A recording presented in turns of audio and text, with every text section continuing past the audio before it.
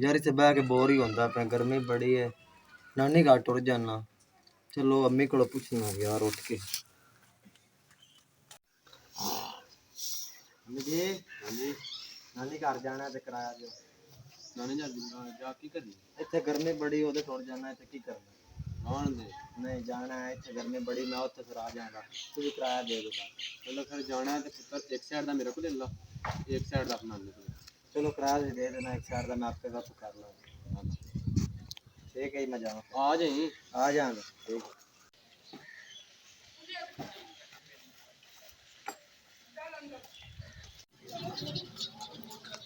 बस सही है जी।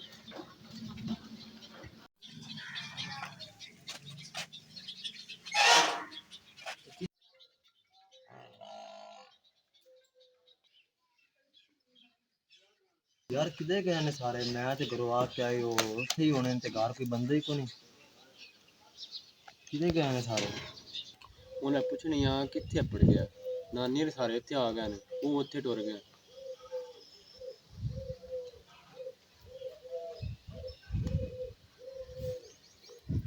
हेलो पुत्र किथे अपड़ गया? हेलो अम्मी जी, मैं तो उत्थे पहुंच गया पर इत्थे घर कोई बंदे को नहीं, पता नहीं सारे किधर गए ने। पुत्र है वो सारे इत्थे आ गए ने, मेरा पुत्र तो वापस आ जा। हेलो अम्मी जी, मैं किवें वापस आवां? हुण किराया मेरे को। उजड़ गए वो बाग जिनके लाखों माली थे, गए जब सिकंदर दुनिया से उनके दोनों हाथ खाली थे। मैं करा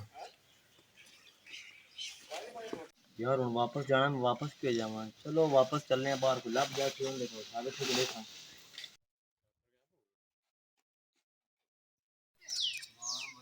टोरे टोर के यार बड़ा निकली पई हुण किसे कोई कुछ नहीं कि बंदा लब जावे। बेजान थोड़ी जी मदद चाहिए ਤੁਹਾਡੇ ਘਰੋਂ। ਕੀ ਜੀ? यार अम्मी को पैसे लैके नानी घर जाना है, उन्हें एक तरफ एक साइड का किराया दिता है, दूजी बारी आने का किराया दिता को नहीं। मैं उधर गया तो नानी हरी घर साढ़े अपड़े आने पहले उन्हें किराया को दूई साइड किराया दे दो। टोर टोर कितों इत्थे तक आ गए, थोड़ा ही रहा किराया दे आज मारा जी। हेलो भाईजान है।